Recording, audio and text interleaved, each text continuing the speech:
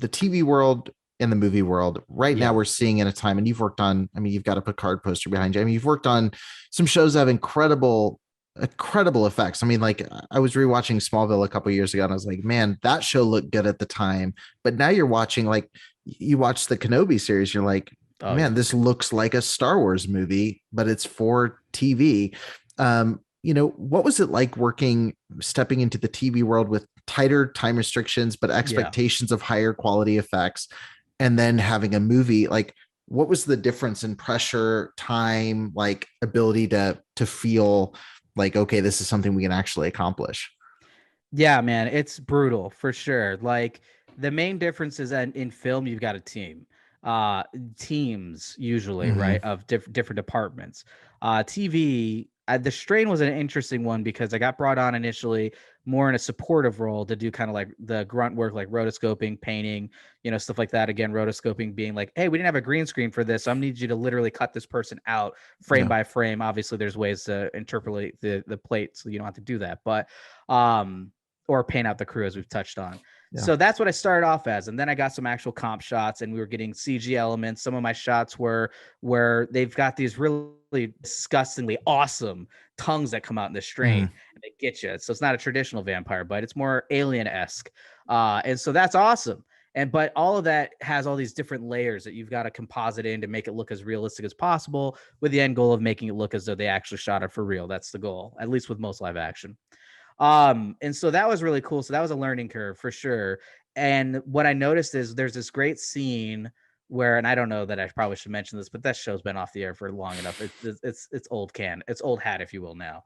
But yeah, so we got this scene where basically there's this gnarly explosion. This dude basically sacrifices of, I got this grenade, boom, body parts everywhere, heads everywhere. And so there's like this scene where these vampire heads are falling from the sky and little smoke trails are behind him and everything.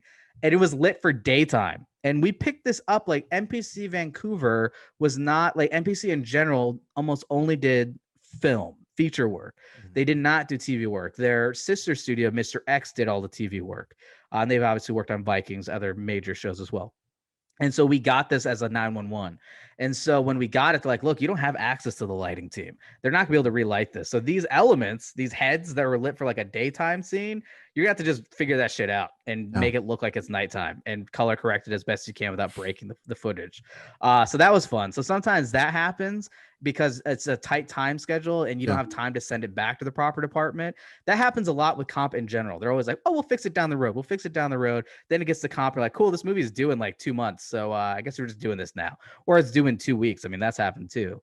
But yeah, the time restrictions are intense. You don't have as much department support when you're on a TV show. And honestly, it's really the time. But I don't know. You get creative. It sounds terrible, but you steal a lot from other comps. Like once you've figured out like the perfect setup for that potential, like if it's something that's repeating a lot in a series, you're kind of publishing that as a tool or a group that other people can pull and tweak to their shot Mhm. to kind of save time.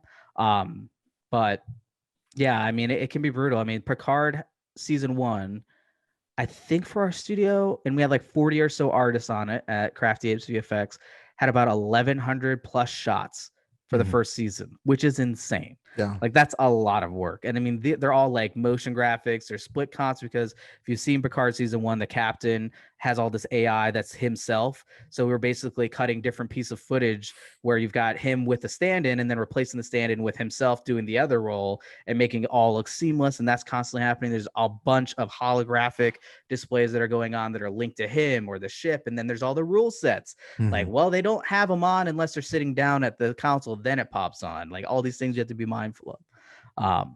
But yeah, and it's Yeah. tough and it's a lot of shots and it's a very tight schedule.